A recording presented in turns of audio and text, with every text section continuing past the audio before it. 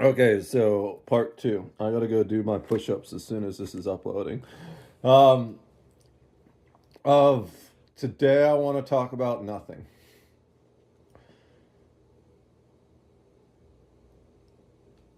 I've just had two random songs that get stuck in my head. Uh, there was like I lost it for a second. There was like a Spice Girls song or something that I think had to do with talk about some random female pop song, but the one that really dominated, that took over, some country singer. I don't remember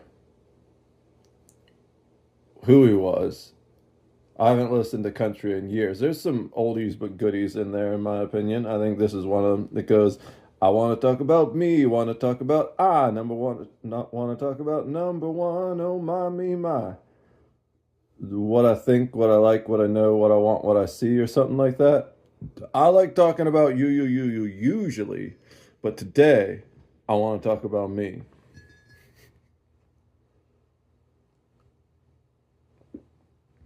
Is it just me, or I already know the answer to this because I just ran through the entire cause and effect in my brain in like 5 seconds. But of course, it would take me like 3 hours to put it all into words. I mean, it's not that hard. I was gonna say it probably takes me about 30 seconds. Let's see if I can do it in about 30 seconds. So the question I was going to ask is, does it seem to anyone like art is soulless already? And I wasn't going to say already, but I'm saying that now because with AI on the surface, it's even going to get even more soulless. But you can't even call it art. Like, entertainment is no longer art, it's just cheap slop. And all right, let's wait until we hit the 30-second mark. Let's see if I can do this in 30 seconds. So the question is why? What is the cause and effect? Well, what it really boils down to in the end is money, right? And I don't mean money in terms of greed. I mean money in terms of a lack of support. The reason we have so little quality art these days is because we don't have quality artists that communities are willing to support. So the only people making art are those people making art for profit and doing it in a way to maximize their profit. It took me 40 seconds, but that's where we're at. I think one of the really cool things about Sweden, there's lots of stuff that I don't have, that I'm not exactly a huge fan about them with, but I'm pretty sure it's Sweden that did this. It was one of the Slavic countries over there. Uh, Implemented this livable income for artists. I'm pretty sure it was Sweden. If I'm wrong, correct me in the comments. But there's a country, one of the guys. Okay, so I thought I had space, but I ran out again, which is weird because I've actually been uploading some of the backlogs of videos, but it seems like even when I make shorter videos and upload old videos, the apps just expand to take up that space. Like, I don't get it. It's almost like this phone is specifically designed so that you never have space. So you buy Google Cloud storage, but they wouldn't do that on purpose, would they? Never. But yeah, it's frustrating that I keep deleting things to make space for videos, and now like TikTok and Instagram just use up massive amounts of space that they didn't before. I don't know. I just There's got to be some way to turn all this shit off. It's just so dystopian, right? Like,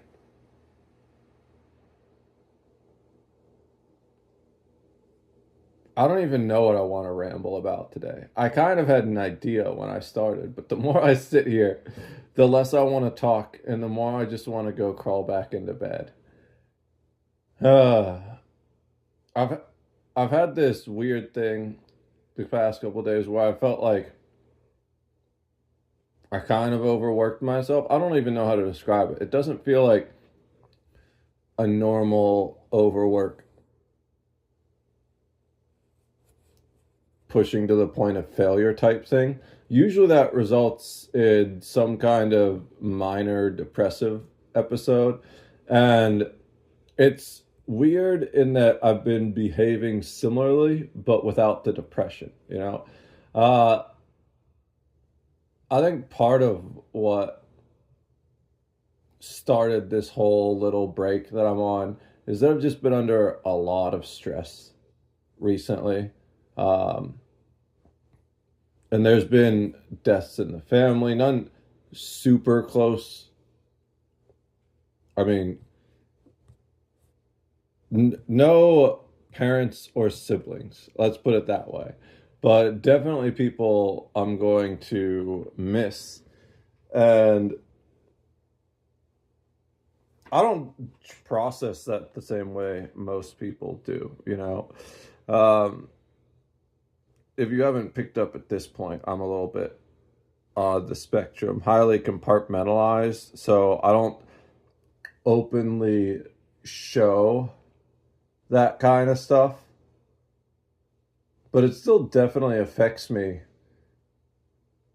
on levels, you know?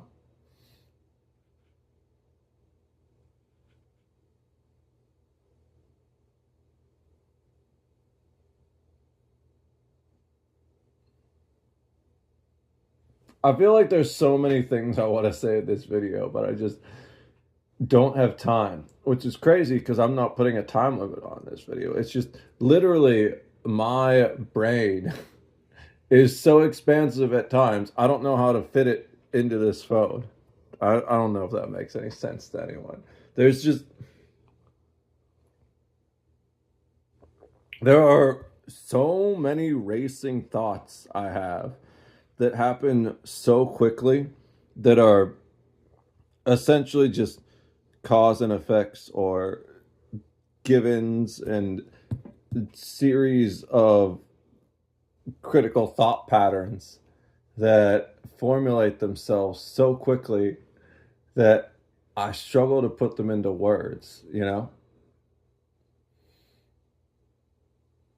And there's like three things I want to talk about right now, but I can't get any of them to really come to the surface. I do a lot of subconscious processing. I don't think everyone does, to be fair. I think we all, I think people underestimate the range of human intellect, right? I think there are some people that are so unfathomably brilliant, it's an insult to call them human. I'm not one of them, by the way. I'm just an edgy dude that takes lateral thinking approaches to everything. I've seen guys that are actually just brute force brilliant minds, and they always blow me away. But they're very, very few and far between. We're talking like 1% of the 1% of the 1% that's actually at that level.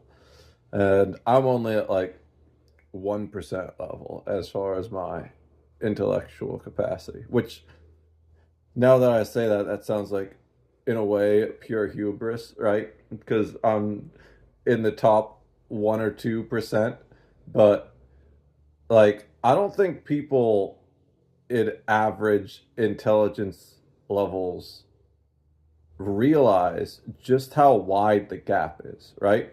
Because like I'm I think one of the things about my level of intelligence is it happens to be right in this range where I can see and understand the upper limits, but I can't, and I can even, I, I can't really comprehend them, you know? Whereas I feel like people of average intelligence, they can't even see and understand those upper limits. They don't realize just how fucking brutally brilliant humans can be. But at the same level, they don't really realize just how fucking brutally stupid humans can be, too. I feel like there are some people out there that are so dumb, they it's an insult to the rest of the race to call them humans, you know?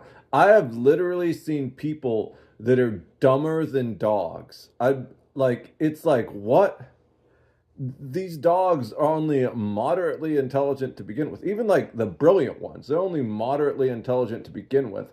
And yet I'm like, there are people out there that if I had like a Trivial Pursuit team or like any type of intellectual challenge, I'd be like, I'll take the Doberman. Give me the Rottweiler. I don't want that dude on my team, you know?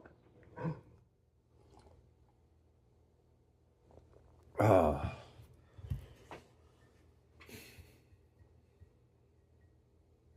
And I think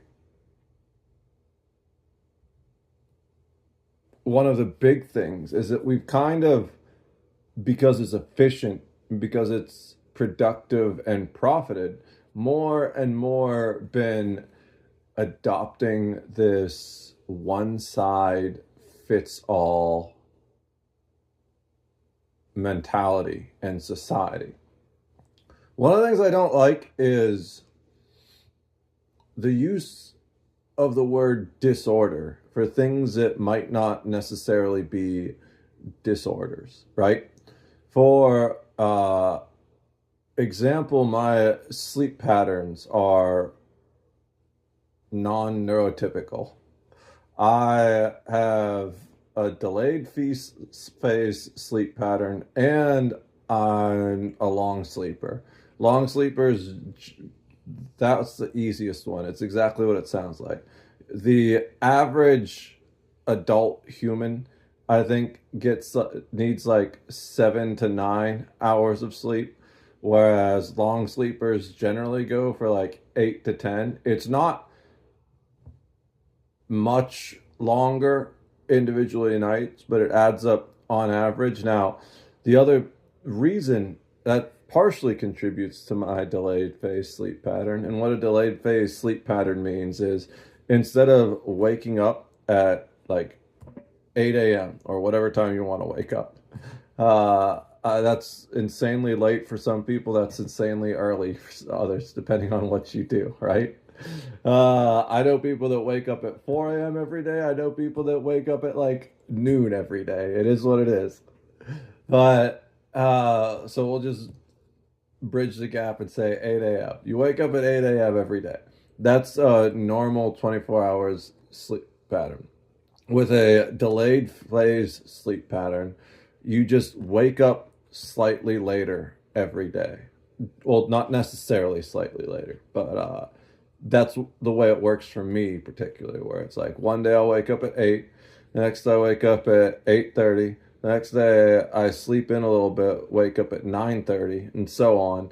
And the reason that happens is because I'm non-24 and I live on a cycle that's longer than 24 hours, right? So I'll be like awake for 16 and sleep for 10, and that's 26-hour day, right? And that's why it will progressively get later for me. There are other people who are non-24 that they have shorter days, and generally it has to do with, as far as I'm aware, three kinds of people that experience this type of sleep disorder. Well, I don't like calling it a disorder, but we're going to get back to that in a second. It's officially called a disorder. One is blind people. People that don't have the natural circadian rhythm directed by the sun.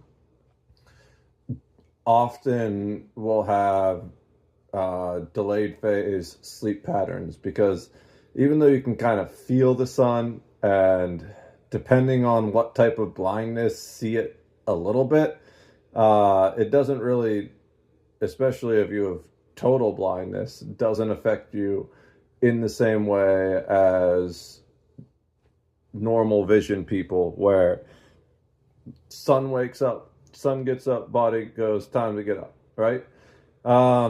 The second type is people that experience unusual amounts of darkness. So they're not blind, but due to either working, and not even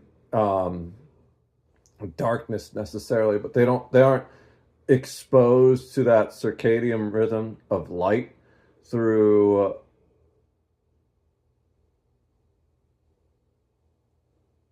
natural means, not because they have a physical disability, but because they have some type of situation that makes them live in a non 24 cycle.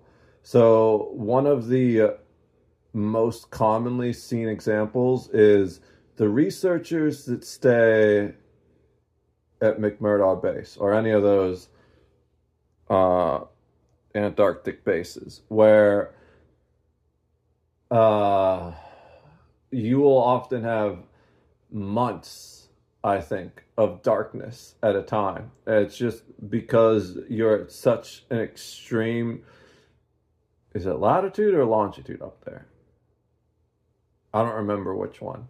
But whichever one it is, you're at such an extreme number up there that there are days where the sun never sets, and there are also days where the sun never rises. So if you're in that type of situation, that can cause you to adopt a phased sleep pattern, either like a delayed phase, or I don't know what it would be called, an advanced phase. That seems like the opposite to me. I just know that my version is called the delayed phase sleep pattern. And then the third thing is people with neurological differences, we'll call that as a general thing. Now, some of this can be promoted by drug use or often as a after effect of like recovering from a traumatic brain injury or something like that. But a lot of it's just highly neurodivergent people in general, especially those with ADHD, I think, although I'm not familiar on all the documentation of it. But then, especially when you take into effect that a lot of these highly neurodivergent people often work non traditional jobs, like maybe a coder where they're sitting in a windowless cubicle programming all day, or things like that, you could see how a lot of the neurodivergent techies have these delayed phase sleep patterns or things that would be called things that I would definitely classify as disorders. Now, I don't think delayed phase, even though it's called one colloquially, I don't know if it's in the DSM or whatever. I think it's called the DSM. It's a list of all the currently acknowledged mental health diagnoses. Which, in case you're wondering, something I didn't know recently. Apparently, sociopathy and psychopathy aren't specifically labeled in there, despite being traits that we can all, not all, but people that are good at body watching and have high emotional intelligence can determine. Uh, if you're not aware, sociopathy is generally a lack of understanding emotion entirely and not really caring for society. Sociopathy is, I don't remember, um, did I say that one first? Because the first one's psychopathy. Sociopathy is a lack of empathy. It's like if you were iDubbbz pre 35 or whenever it was that he learned empathy, um, where you can understand and observe human emotions and the functions of society, but have trouble relating to that, right? Uh, Generally, there are two ways that people go with that. They either become insanely abusive or manipulative, or they become almost the ultimate people pleaser, but in a kind of like underhanded, manipulative way. Sociopaths are known for manipulating your emotions. Psychopaths are just known for not caring about them at all. And though these are distinct but similar things, they aren't even lined out in the DSM as far as I'm aware. I think both fall under types of, I think it's called antisocial behavior um, diagnosis. And a lot of people misunderstand the word antisocial. I've had that happen. We talk about mental health a lot during my streams. And we were talking about antisocial behavior once, and someone was like, "Man, I don't get that word so overused. Like, they say this stuff's antisocial, but I'm antisocial and I don't do any of those things." Well, what the person actually meant was asocial. Asocial is like staying home and ordering um, Domino's and watching Netflix by yourself, you know, Netflix and pizza. No chill. Unless it's with Jill.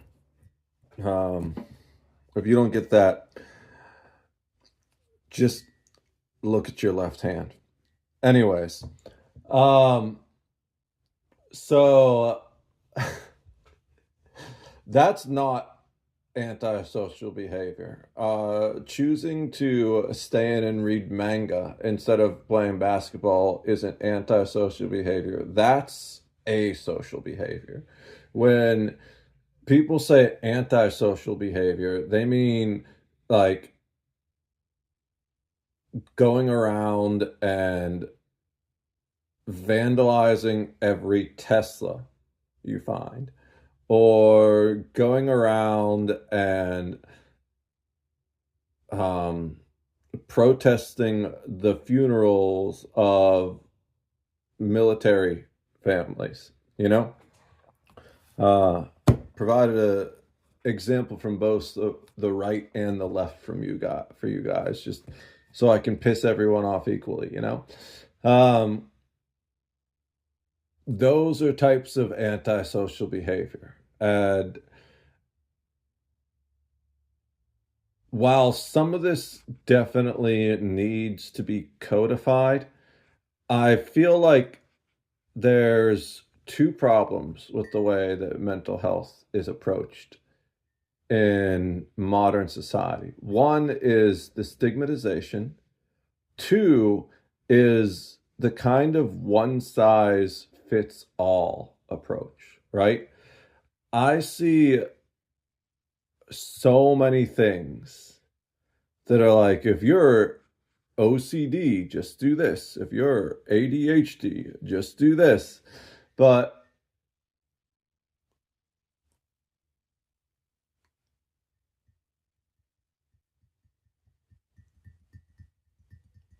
I don't remember exactly how I said that, but I want to rephrase some of it specifically.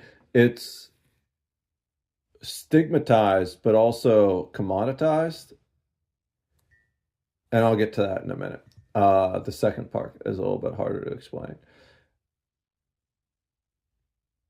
So I guess there's three things because there's the one size fits all, the commoditization, and the stigmatization. So of course the stigmatization has always been here, and at times it's been a lot worse.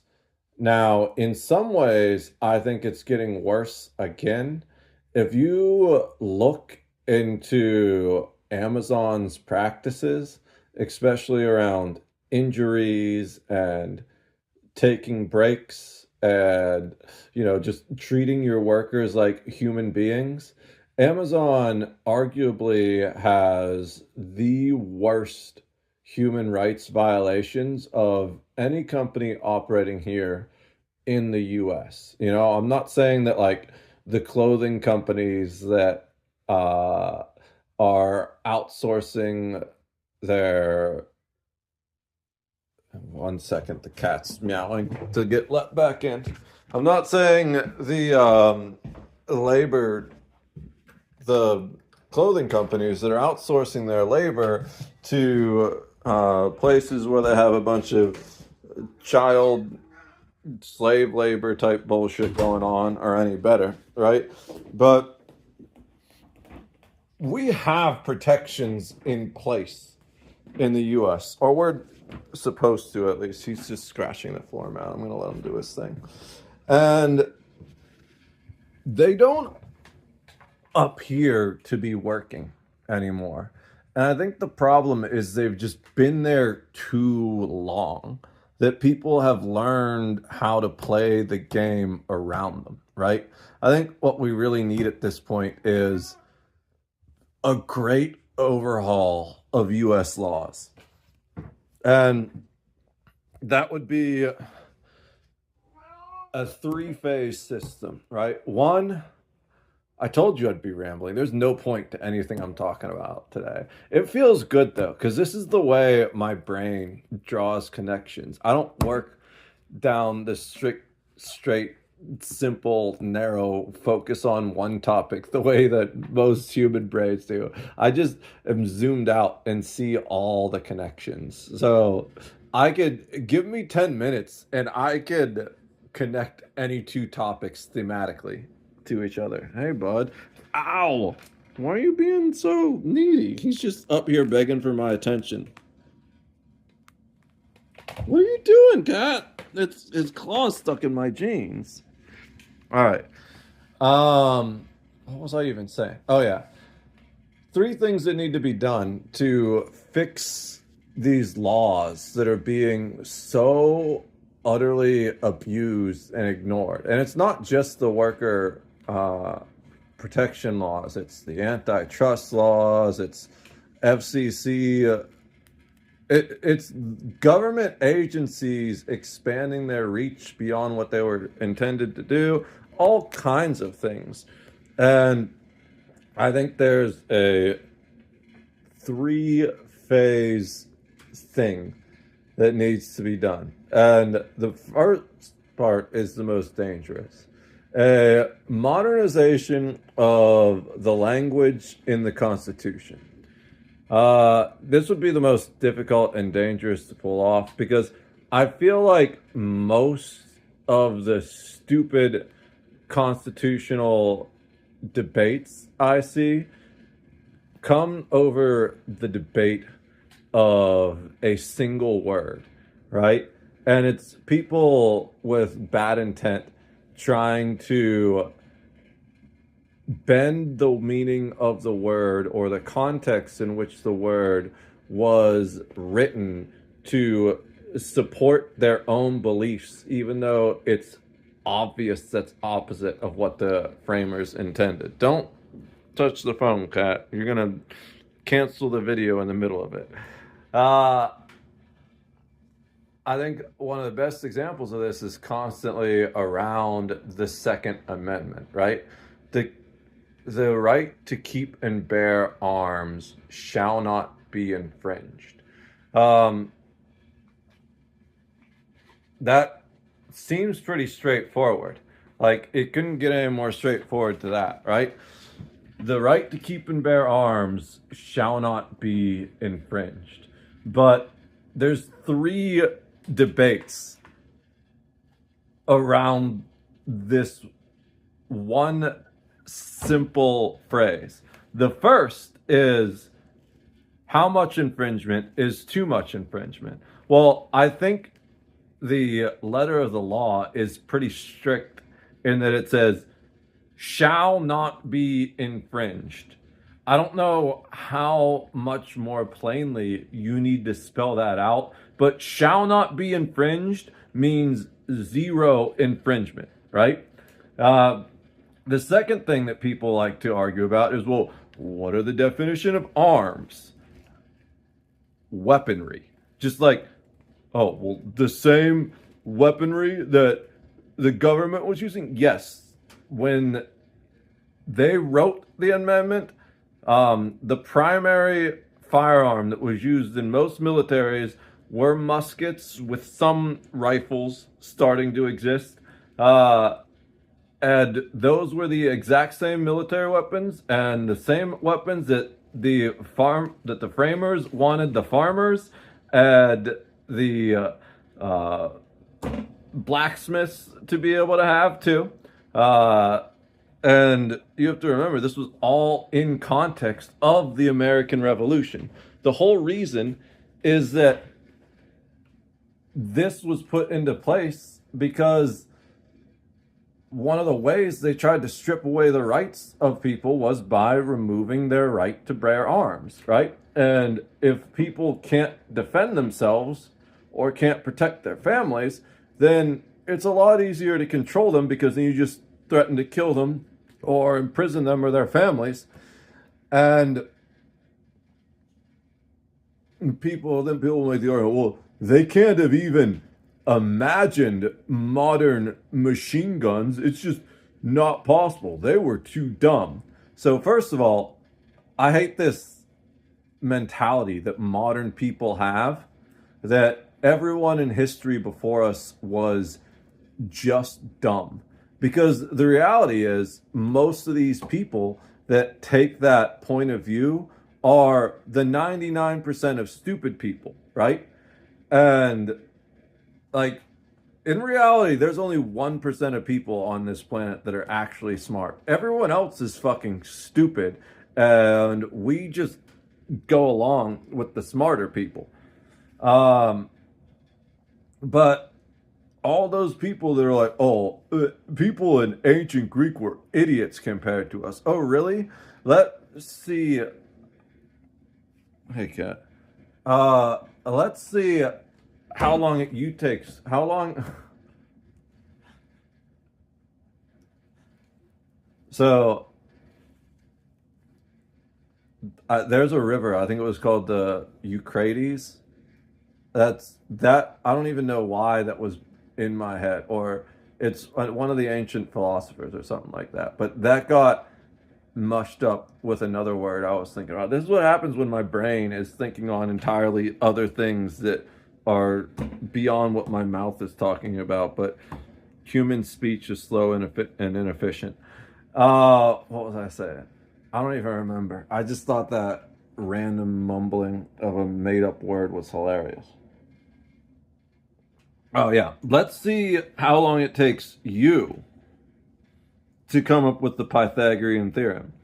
Like, yeah, we all know the Pythagorean theorem, and that's basic geometry at this point. Everyone learns that in middle school, I think. But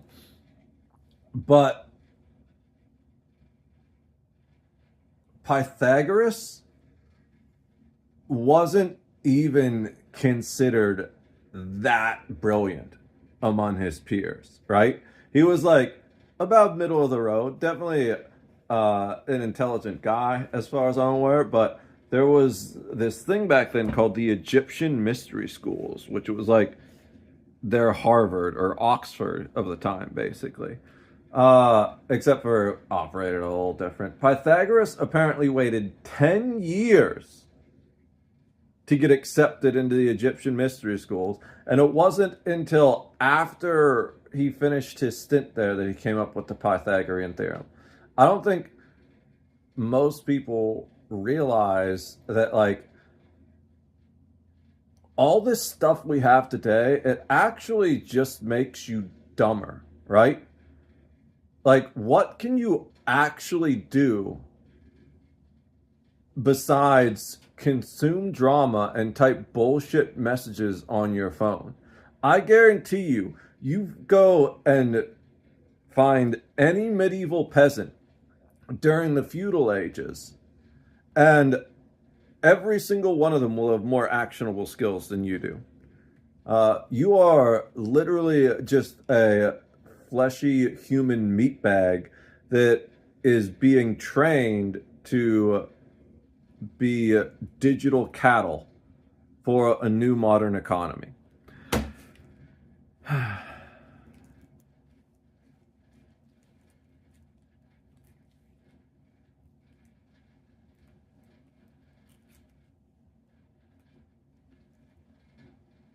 Let's wrap this all up. Get back to what my point was.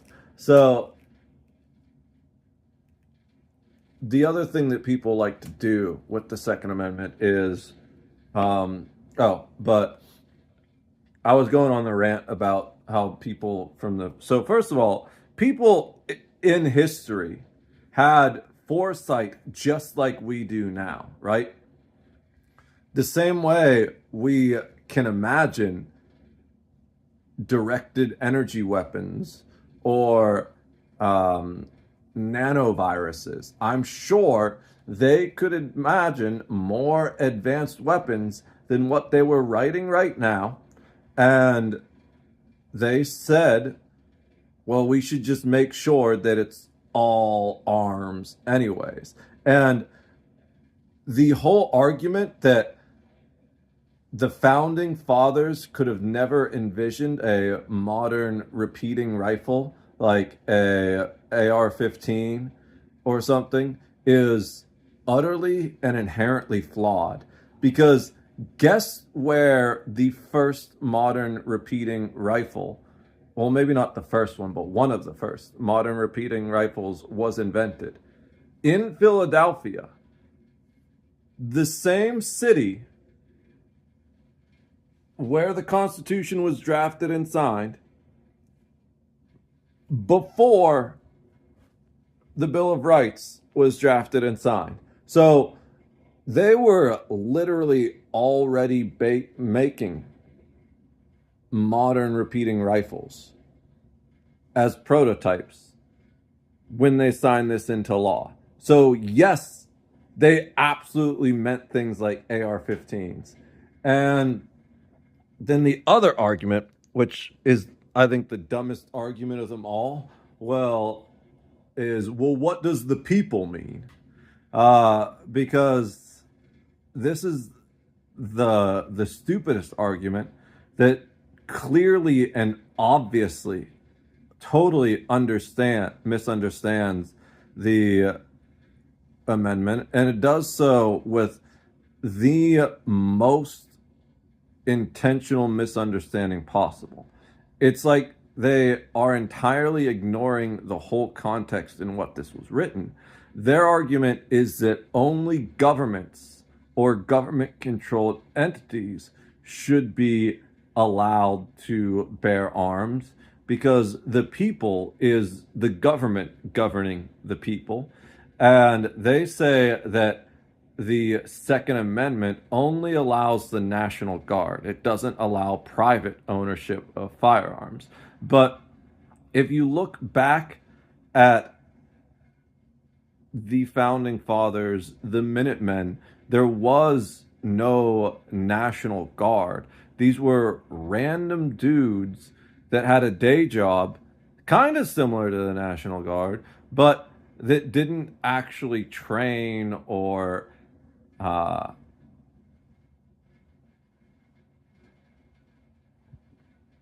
participate the way our National Guard does. They were kind of just there on call should anything happen. Like more like modern firefighters, volunteers at least. Depends on the department. Some run shifts, some don't. But the point is, the whole point of the amendment was to make sure that firearms stayed in the arms of individuals because of the abuses their governments had done to them.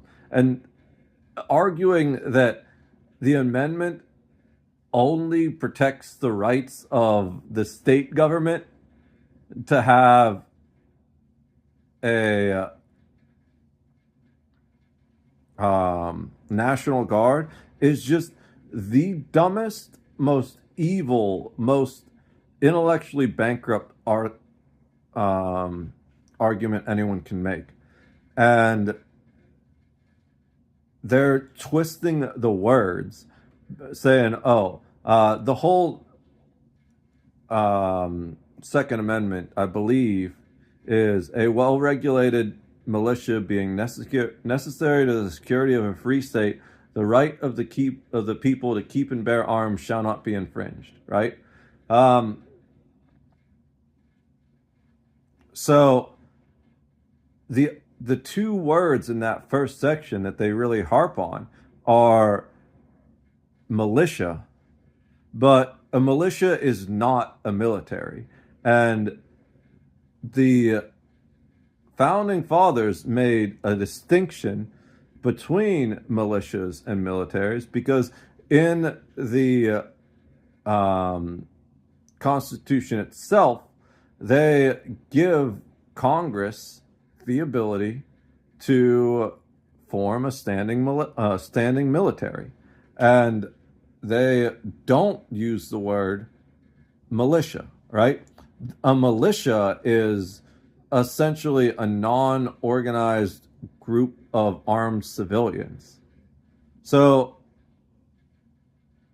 even if you really want to take that to its most extreme, that means that like the private citizens aren't legally allowed to own weapons, but the Proud Boys are.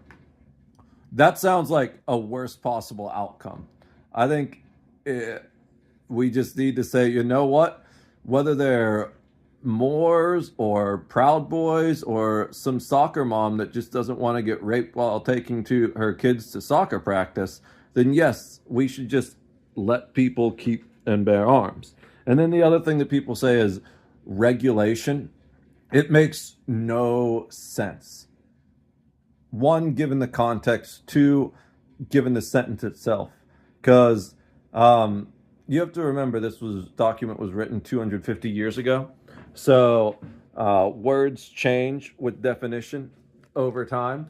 And the word in particular that has changed in this situation is regulation. These days, regulation means limitations, right? But if you look at the linguistic history of the word, back then it meant qualifications or standards of preparedness, essentially. So when you consider it with that context, it's obvious that it's not meant to be restrictions.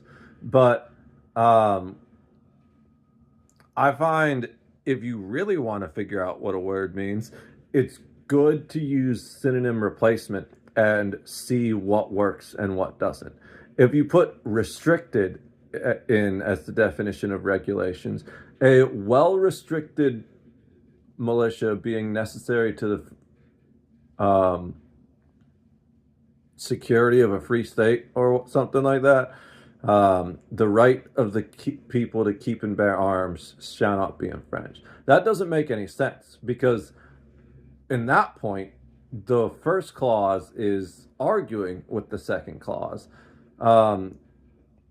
Are we restricting their right to keep and bear arms, or are we not? Because a restriction is an infringement. If you really want to make it sound extra stupid, go and put a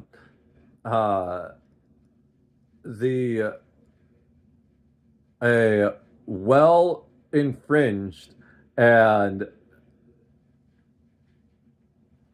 whatever militia being says. It just doesn't make any sense. But if you use the old definition of regulation, which was maintenance and equipment, essentially, a well-equipped and maintained militia being necessary to the security of a free state. That makes perfect sense. And these are just such obvious, simple things. It's like this is 7th grade logic, and people can't even figure it the fuck out, right? Okay, so those were my 3 arguments thing. How did I even get on this topic in the first place? I do need to wrap this up. The video's getting too long. It can't go over 10 minutes. It can't go over 15 minutes. I have like 10 left. It's hard to tell because it's split in half. But, well, not half, but it's in 2 parts.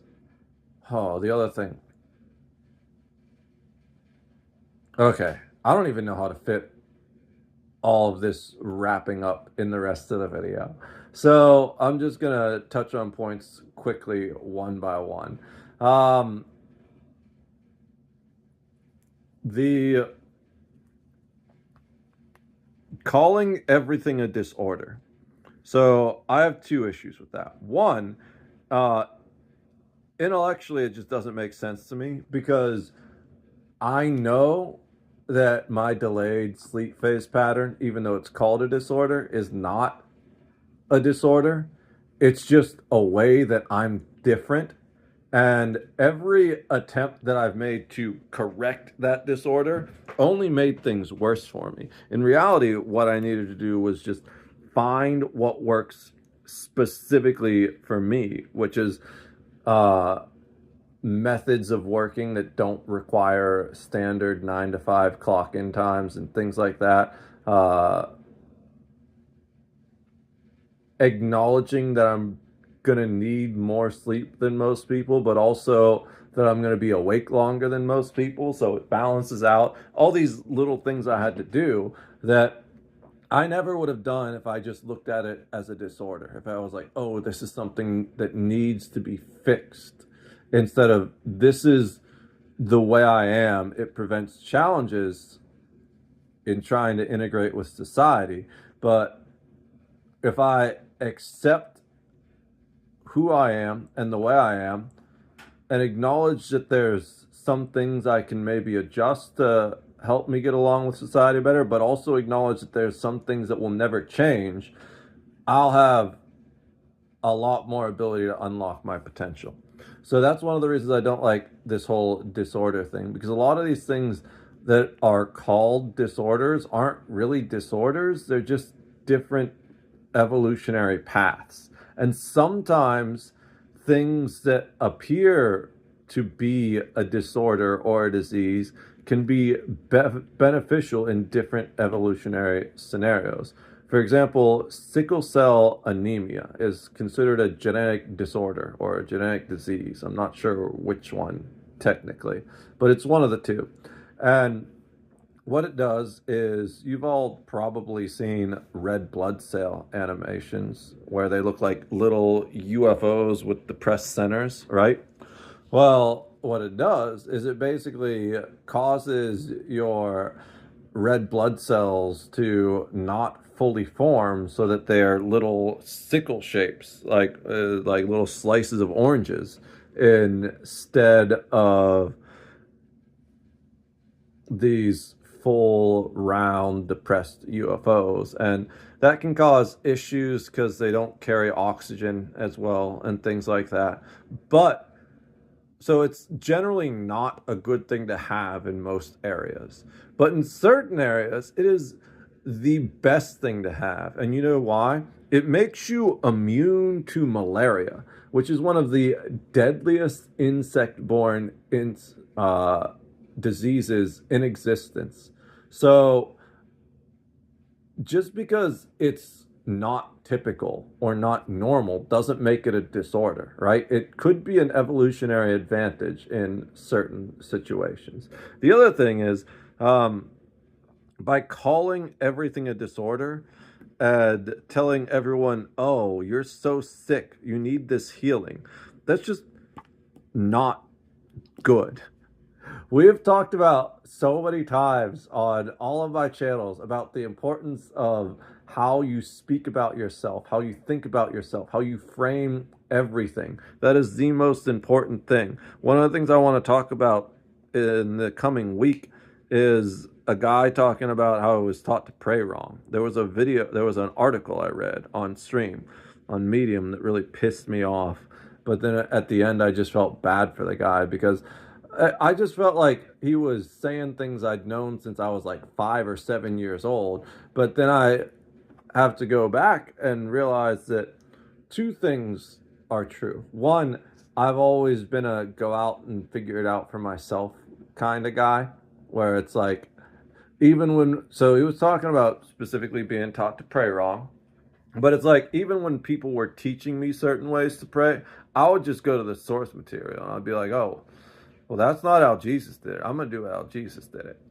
And then, like, eventually this guy, he's like in his 30s or 40s something. I can't tell. Maybe older than me. Maybe about the same age. Could be 50s, and he's just kept himself really well maintained. But he's like having this epiphany. And he's like, man, they taught me how to pray wrong. Like, and it was like really messing me up. And it's like, well, only took you 30 years to figure it out. But I have to remember that, like, most people don't think the way I do. They just defer to authority, and authority taught them to pray the other way. So that's why I think the disorder thing is so dangerous, right? There we go. I had to delete the TikTok cache to make space. Like, I don't understand why these apps just got to use up 10 plus gigabytes on my phone. It's infuriating that I uploaded videos making more space on my phone and I'm still running out somehow. Now, admittedly, I'm rambling longer than most today. This is going to be a pain in the ass to edit because I need that editing space too, but we'll figure that out when I get to it. But what was I saying? Oh, the reason that the disorder thing pisses me off so much is because our mentality is already framed by the way we talk about ourselves and think about ourselves, right? And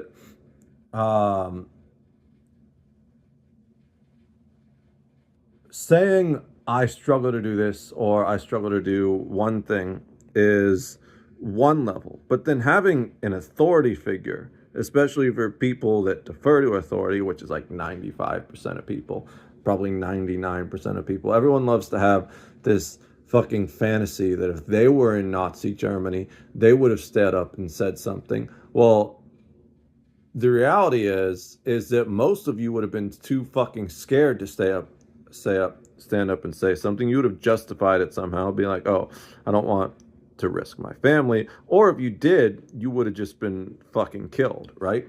So the reality is that most people absolutely defer to authority.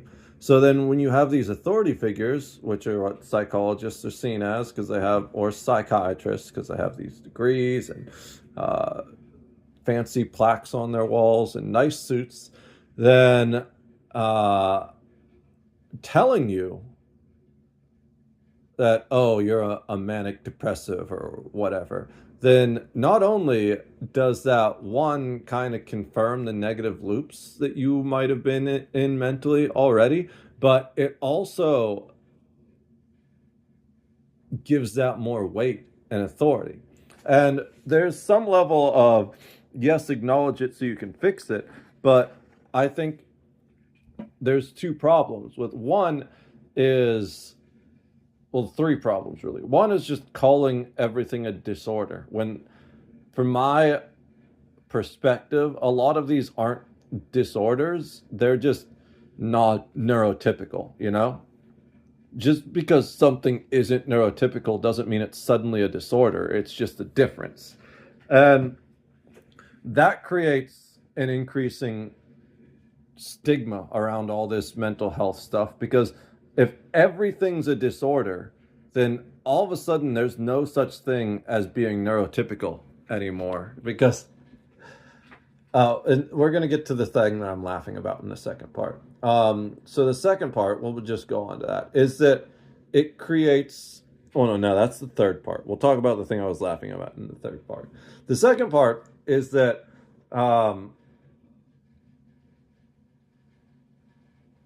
the kind of one size fits all theory. It's like, oh, well, you have borderline personality disorder. I'll just follow this laid out treatment and fix it. Mental health doesn't work that way. It's not as simple as physical health, right? Where it's like, oh, well, you've got low iron, so you just need to eat more iron, or low vitamin D, so you need to get out in the sun more or take a multivitamin. It's not as simple cause and effect like that. Mental health is a a big insane hair knot that just keeps tangling itself up. So taking a one size approach all just leaves everyone bald. Right? If you're not going to take the time to cut the hair knot, to unravel the hair knots, just cut all the hair off. And that does two things. One, um, three things. So one, it like over medicates and over diagnoses people that don't have any reason to be medicated or diagnosed, which one just decreases the overall societal mental health, but two, creates a greater strain on the mental health network.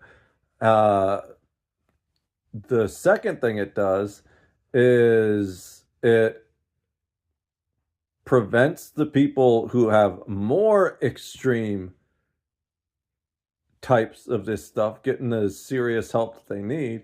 And the third thing is it just helps to propagate the stigma, right? As long as there's still disorders, it it's a lot more difficult for people to talk about something that's framed as a disorder. Um, the other thing, there was one other thing I wanted to say about this specific thing. What was it? Oh yes, the third thing, the thing that had me laughing. Once people get this diagnosis, they just use it as an excuse, right? I've seen people with just about, I've known people with just about every type of mental health diagnosis under the sun. The crazy thing is, like, some of the people that have it the worst, like, they won't even tell you about it, right? Like, because, like, who actually wants someone knowing they have BPD or something like that? Or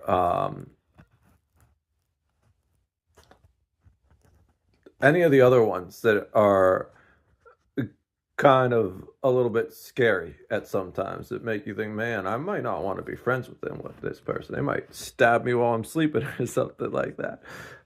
People that are really struggling with serious mental health issues don't just go around listing their disorders.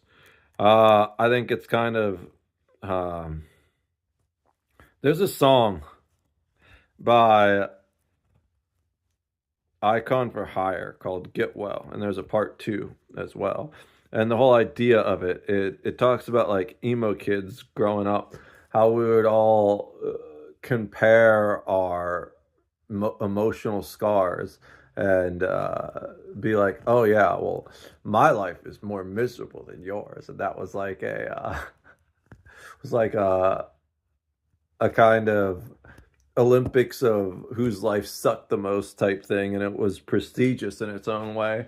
And I think two things have happened. One, there's still a little bit of that propagated by victim culture. You know, like the biggest victims get the most sympathy, and that's real. Sympathy is really important in the modern attention economy. And the other thing, though, is especially people where that type of misery worked in high school to get them attention and to get them through life, it becomes a pattern that they're trained on, right? Where that's why these people live in states of victimhood, because if they're never responsible for anything that happened to them, even their own actions, because they have a disorder, then they can just keep on going through life, never getting better, never being held accountable, and just be a net drain on society. So that's why I don't like the other reasons of like calling it a disorder and over diagnosing this stuff, because a lot of people get diagnosed and then it just becomes an excuse for why they are the way they are. And it's like every day, every moment, you have the ability to change your actions, to change the way you approach situations. The stupidest example I ever heard of this type of refusing to take accountability for your own actions because of some kind of mental trauma. I was in college going between bars actually, from the one bar that was kind of like the bar that everyone would go on to grind with random people, and the kind of had the fights and stuff pop up. I forget what that one was called. I think it changed names while we were there because they changed ownership. But we were leaving that bar to go to the other bar that had like better food and a larger, more well lit dance floor. That one was called Redano's. I loved Redano's. And the other one that was like the dive bar that people would just sit and drink at, that was Barton Irby's. Barton Irby's and Redano's were both amazing. I can't remember the other bar. But we were leaving the other bar, the one that I can't remember right now. And this one dude like starts shoving people. And I've always been a bit of an arbiter, trying to break things up, mediate. Uh, by the end of this whole conversation, I just wanted to start punching the dude that was shoving people to teach him a lesson. But his friends were trying to break things up and get him pulled away. I don't even remember who it was fighting with. I think it was one of the people in my friends group, but I don't remember. But it was just the most entitled, annoying, argumentative piece of shit I've ever heard in my life. And as they were pulling away, one of his friends said something. He's just like this because he's a rape baby. I was like, what? Like, you're fucking 21, 23, whatever age you are, dude. Like, you've had 20 years to sort this out. Just because the circumstances of your birth were unfortunate does not give you a right to just go beat people up for the entire rest of your life. That's such an insane, stupid excuse. And I realize that's an extreme example, but it's a real example, right? We have people that are running around constantly just using trauma from 20 years ago or even 5 or 10 years ago as examples for why they're pieces of shit people. Like, I've seen people that went through terrible things and a month later they're over it and back to being the best possible version of themselves. They might still have weak moments, but they're there. And it's important to note that we all grieve or deal with trauma differently, but there's a good way to deal with trauma and there's a bad way to deal with trauma. There's lots of each of those ways. But in the end, whatever way you decide to deal with trauma, that ends up being one of the good ways or one of the bad ways. Anyways, I think that's all I wanted to ramble about today. I haven't talked with you guys for a minute, and there's a lot of random thoughts in my head. The rest of the week, I'll focus more on doing videos. I didn't even really get out what I wanted to say. So maybe there'll be another ramble this week. I don't know. But what I wanted to say, just so I put it out there, is I feel like I'm evolving in a way. My consciousness feels different than it did before. And I'm removing some of the areas where stress has been collecting in my body. I feel like I'm on the verge of a leap of some sort. But anyways, I'm sure this video is longer than 10 hours or longer than an hour now. So I'm not going to be able to upload it anywhere but YouTube. But, well, we'll see once it finishes editing, right? I'll have to edit the comments, edit the description in the other videos so it fits here. But yeah, I needed a week off, basically. I think maybe I was pushing too hard, so I might turn down the temperature just a little bit, but that's not to say that I'm slowing down at all.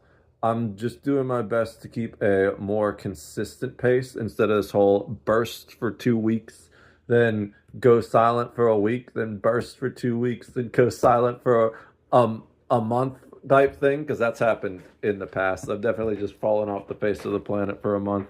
Um, the thing is, I keep actually turning up the heat, and I'm doing more and more every week, and I think it's starting to take its toll a little bit. Uh, like every day, constantly, I just find myself like, man, I wish I could afford a manager. It's like there's 400 video transcripts I need to do. And now there's two more as soon as I finish this video, right? So it's just one of those things where I'm trying to figure out how to balance my time while still pushing forward with my content creation, while still doing all the back end stuff I need to level everything up that I want to do on the internet, while still making sure I make money, that my bills are paid, while still managing to find time to take breaks from my mental health. And I've not been good at that last part, you know? That's why I kind of hit the burnout a little bit sometimes. And it always ends up going back to the same thing. The turn-based strategy games. This time it was Master of Orion and Civilization Beyond Earth. And it started with Magic the Gathering Arena. I didn't even realize it was starting then, but looking back, it's obvious it was starting then, because I spent like 2 days where all I really did was play Magic the Gathering. I was still editing videos on my phone and stuff, but I was really splitting my time and not working. I was focusing more on the Magic than I was on the technology. And I completed all of my weekly games in a single day and then kept playing. Today I only did 2 of my dailies. I was going to do 1 daily and then move on, but then the video I was watching was still going. So I was able to complete the second day. That was while I was eating breakfast. But I think I used to think it was due to a lack of control that I would go, and up until literally this moment, because I was about to say that. I was about to say it's due to a lack of control that I do this, but that's not true. Because I have insane control over my own life, more than most people. You know, part of it is just I'm unemployable. I'm going to make that a theme. Everyone's talking about unemployed. I'm just unemployable, you know? But I've never deferred to authority. In fact, I've always been the type to challenge authority. I'm highly neurodivergent and I don't think like most people. One of my bosses told me I was the most frustrating employee he ever had until he learned that I learned everything backwards. And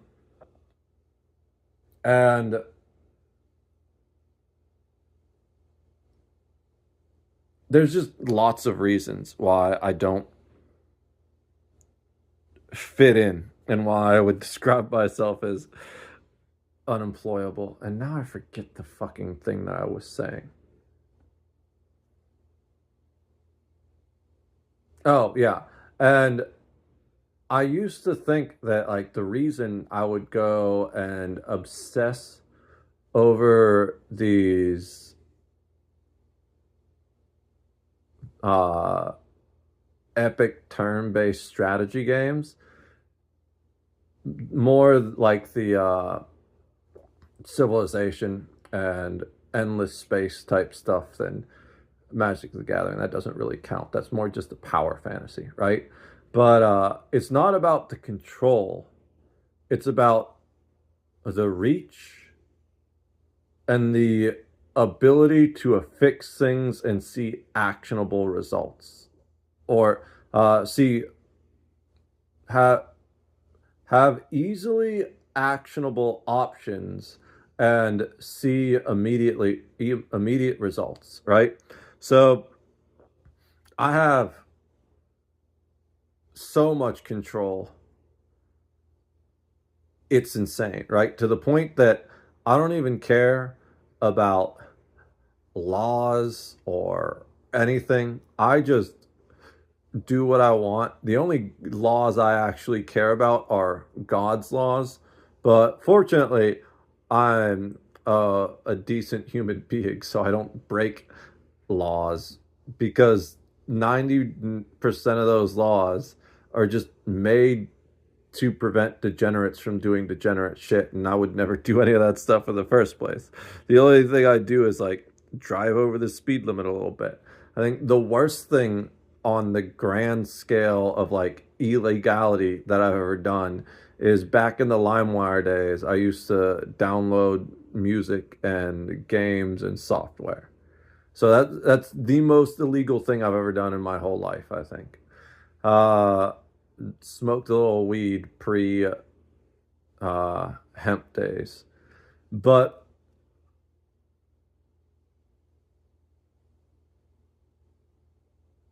I don't have reach, even with my influence. That's what I want. I don't have influence. Even with my um, social media presence, which is growing week by week, I I still don't just have that level of ability to promote change, no matter how much I want to make the world a better place. Whereas when I'm just the leader of an entire galactic civilization, I can make sweeping change instantaneously, right? And the third aspect that I said was I like to fix things. And the thing I want to fix most is the United States, and by extension, the world, because I feel like if the US falls, that's bad for the entire world. And of course, growing up here, just being my home for my entire life, I very much love this country just for that reason in particular. But um, there's two problems with that. One, uh, I don't have the influence to make those kind of changes, and I probably never will. Two, there's not easily actionable solutions in the real world like there are in a video game. You know, in a video game, if your people are starving, well, that's easy. Just build more farms or have less people. But it's not so easy to do that in real life. You can't just, at least not with our modern government system here, you can't just be like, all right, you four, you're going to be farmers now. And you also can't just say, okay, you six, we just don't have money, food to feed you, so you're going to need to be deleted. Right? It's easy to make these decisions in a video game where you're like, yeah, so we're going to make this colony ship and then we're just going to lose it. That's a hack for like if you end up with difficulties in some of those forex. A lot of them require you use a population from the city or star system that is building the colony ship to like equal the population that it's going to place in the new place, in the new city or the new system when it founds it. But so they're going to remove that population from the city or star system that you're in, which can help balance food levels or health or happiness levels, all kinds of things like that. And then what you can do is you can then delete the unit and you'll get like the gold or money price back that you would have spent like production wise, but you don't get the population back. You can't just delete populations like that unless you're Stalin or Hitler, but you know what I'm saying, right? So I think that's the real reason why I end up playing those games so much. It isn't because I don't have control like I used to think. It's because I lack influence, and because I lack influence, I don't have the ability to make the United States better while it keeps getting worse. So doesn't mean I don't try, right? I make these videos constantly banging my head against the brick wall, but occasionally when I start to get a little dizzy from that and need a rest, I'll go and save the Cylons in Master of Orion or whatever. That's who I played as this previous time around. The Cylons are one of the coolest races. They're the nerds. They're kind of designed like the Roswell Greys. They fly giant pink saucers, and they're one of the more fun races to kind of role play as. I always play, not always, but 90% of the time play each race as their own personality, right? Like all I did was claim territory, expand, and do science. The only war I got into was when the Darlocks, I believe, which are like the shape-shifting, aggressive, highly sneaky spies, they declared war on me. And I think it was mostly because they didn't like my closed borders. I had a few choke points that they wanted to fly through. So they declared war on me, bombed those two systems, and then they just sent their fleet around exploring the galaxy. I chased down that fleet and I destroyed about half of it, if not more. And then the Darlocks were like, oh, can we have peace now? If I had been another race, like especially humans or something, I would have been like, oh fuck no, you bombed two of our colonies, this battle isn't over until you've lost two of your own. But now since it was the Cylons, I was like, all right, we'll make peace. And then I just sent a couple ships to blockade and repopulate those systems that got killed. But anyways, I think that was the appropriate tangent to end this on. Maybe I should just start doing this more often too. I think working super hard on doing these focused, no minimal tangent, under 30-minute videos is honestly more exhausting than just rambling for an hour. And I had like a backup of unnecessary thoughts, you know? So maybe once a week or every other week, I do one of these ramble videos where it's just, maybe we call them all Today I Want to Talk About Nothing. And it'll be its own mini series within the series, you know? But yeah, today I want to talk about nothing, and I did a lot of talking about nothing. I got to go work a little bit. I'm going to upload these videos, and then while I'm doing that, work on other things. Yeah, I just want to say there was another one I wanted to add that I was thinking about today while I was in the shower, but I don't remember what it was. So we're just going to keep it with the old one of make sure you're armed and training, delete Windows, de-Google yourself. I love all of you, and God bless America. Cheers.